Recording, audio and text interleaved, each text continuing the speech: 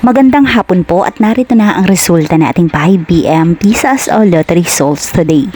Ngayong araw na Miyerkules, February 25, 2026.